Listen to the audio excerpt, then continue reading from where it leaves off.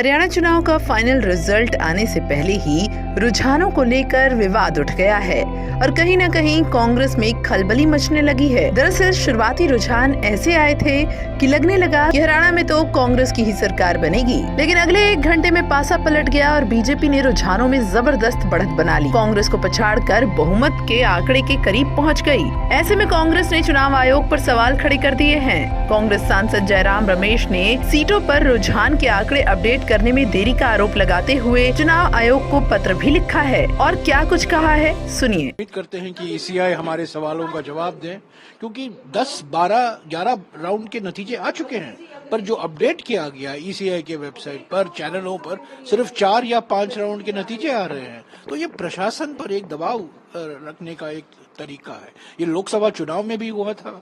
हम लोग गए थे, अभिषेक सिंघवी जी और मैं ईसीआई गए थे, हमने शिकायत की और तब ईसीआई ने कार्रवाई की।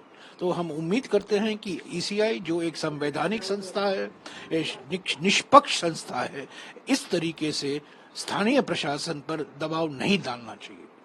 सर, अपने कार्यकर्ताओं से भी कुछ। उधर कांग्रेस नेता पवन खेड़ा ने भी कुछ ऐसे ही आरोप लगाए हैं। होता हुआ दिख रहा है कि चैनल्स अपने रिपोर्टर्स के जो आंकड़े आते हैं काउंटिंग सेंटर से वो नहीं दिखा रहे, चुनाव आयोग के आंकड़ों पर निर्भर कर रहे हैं और चुनाव आयोग के आंकड़े चौथे या 5वें 6ठे राउंड के दिखा रहे हैं, जबकि हमारे कंट्रोल रूम से 11 राउंड के आंकड़े आ चुके हैं।